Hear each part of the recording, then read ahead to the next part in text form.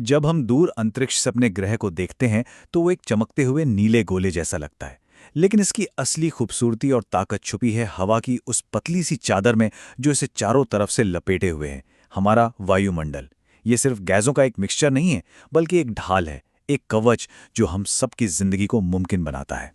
चलिए एक छोटा सा सफर करते हैं अंतरिक्ष से जमीन की तरफ। सबसे पहले हम एग्जोस्फीयर से गुजरेंगे, जहां हमारे सैटेलाइट्स घूमते हैं।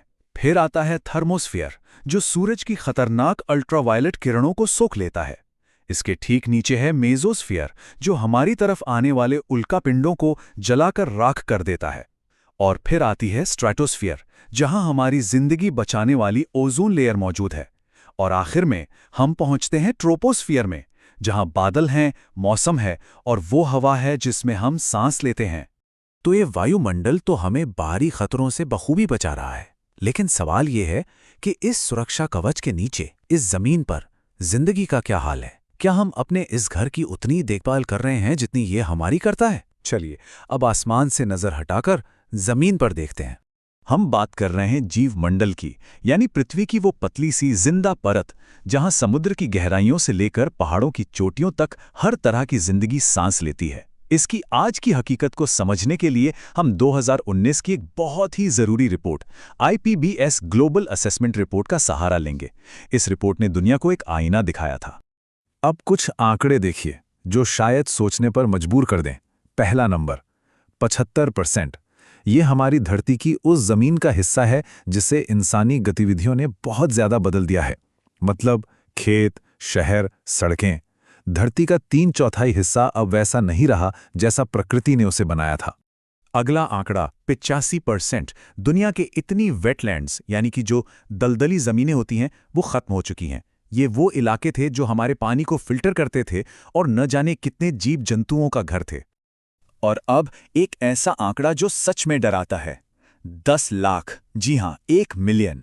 आज के समय में इतनी प्रजातियां विलुप्त होने, यानी हमेशा के लिए खत्म हो जाने की कगार पर खड़ी हैं।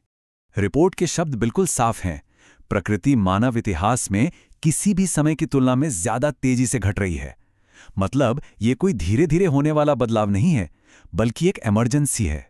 तो सवाल ये उठता है कि आखिर हम इस हाल में पहुंचे कैसे? इस गिरावट के पीछे कौन सी बड़ी वजहें हैं?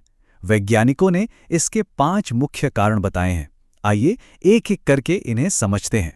अगर हम 1970 के बाद से देखें तो जो सबसे बड़ा कारण रहा है वो है जमीन और समुद्र के इस्तेमाल में बदलाव।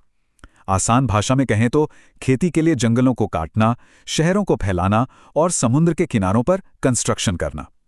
दूसरे नंबर पर आता है जीवों का जरूरत से ज्यादा इस्तेमाल और तीसरे नंबर पर है क्लाइमेट चेंज।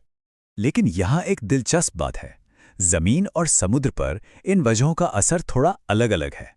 जमीन और साफ पानी के इकोसिस्टम के लिए सबसे बड़ा खतरा है हमारे खेत और शहर, जो प्राकृतिक जगहों को खत्म कर रहे हैं। वहीं दूसरी तरफ समुद्रों के लिए सबसे बड़ा खतरा है जरूरत से ज्यादा मछली पकड़ना। और लिस्ट में अगली 2 वजह हैं पोल्यूशन और बाहरी प्रजातियों का हमला। जरा सोचिए, 1980 से लेकर आज तक समुद्र में प्लास्टिक का कचरा 10 गुना 10 टाइम्स बढ़ गया है। और साथ ही बाहर से लाई गई आक्रामक प्रजातियां स्थानीय पेड़ पौधों और जानवरों को खत्म कर रही हैं। ठीक है, ये सब सुनकर लगता है कि प्रकृति खतरे में है, लेकिन इससे हमारी जिंदगी पर क्या फर्क पड़ता है? क्या ये सच में हमारे लिए मायने रखता है?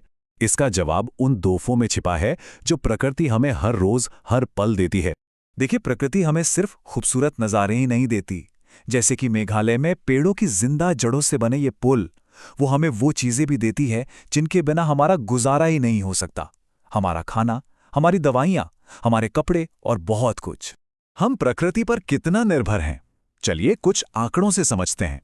हमारी खाने की 75% फसलें वो मधुमक्खियों और तितलियों जैसे जानवरों के बिना उग ही नहीं सकती। दुनिया के लगभग 4 अरब लोग आज भी अपनी सेहत के लिए प्राकृतिक दवाओं पर निर्भर हैं। और तो और कैंसर से लड़ने वाली 70% दवाएं सीधे प्रकृति से मिलती हैं या उनसे प्रेरित होती हैं। लेकिन बात सिर्फ चीजों की नहीं है। प्रकृति हमारे लिए ऐसे काम भी करती है जो हम खुद पैसों से भी नहीं कर सकते। हमारे जंगल और महासागर, जिन्हें धरती के फेफड़े भी कहा जाता है, हमारे फैलाए हुए कार्बन पोल्यूशन का लगभग 60% हिस्सा सोख लेते हैं। वो हमारी हवा को साफ करते हैं, हमारे पानी को फिल्टर करते हैं। और इस बर्बादी की कीमत हर कोई बराबर नहीं चुका रहा। रिपोर्ट साफ बताती है कि इसका सबसे ज्यादा असर दुनिया के सबसे गरीब लोगों और स्वदेशी समुदायों पर पड़ रहा है। वो लोग जिनकी जिंदगी, जिनका खाना पानी सीधे जंगलों और नदियों से जुड़ा है, वे ही सबसे पहले और सबसे बुरी तरह प्रभावित हो रहे हैं। तो आज की हकीकत ये है, अब हम एक ऐसे दौराहे पर खड़े हैं जहां से हमें एक रास्ता चुनना है। एक रास्ता जो बर्बादी की तरफ जाता है और दूसरा रास्ता जो हमें बनाना होगा। रिपोर्ट एक बात बिल्कुल साफ कर देती है, अगर हम इसी रास्ते पर चलते रहे, अगर जैसा चल रहा है वैसा चलने दो वाला एटीट्यूड रहा, तो प्रकृति को बचाने के हमारे सारे अंतर्राष्ट्रीय लक्ष्य सिर्फ कागजों पर ही रह जाएंगे, वो कभी पूरे नहीं होंगे। तो फिर इसका हल क्या है? रिपोर्ट एक शब्द का इस्तेमाल करती है, परिवर्तनकारी बदलाव। अब इसका मतलब सिर्फ कुछ छोटे मोटे सुधार करना नहीं है, इसका मतलब है पूरे सिस्टम को, हमारी अर्थव्यवस्था को, हमारी टेक्नोलॉजी को और सबसे जरूरी हमारी सोच और हमारे जीने के तरीके को जड़ से बदलना। लेकिन अच्छी बात यह है कि रिपोर्ट हमें निराश करके नहीं छोड़ती। वो बताती है कि एक बेहतर भविष्य, एक सस्टेनेबल भविष्य अभी भी मुमकिन है। हम जानते हैं क्या करना है, रास्ता हमारे सामने है। तो अब असली सवाल ये नहीं है कि क्या करें, असली सवाल ये है कि क्या हम सब मिलकर इस ग्रह को बचाने के लिए उस रास्ते पर चलने का फैसला करेंगे।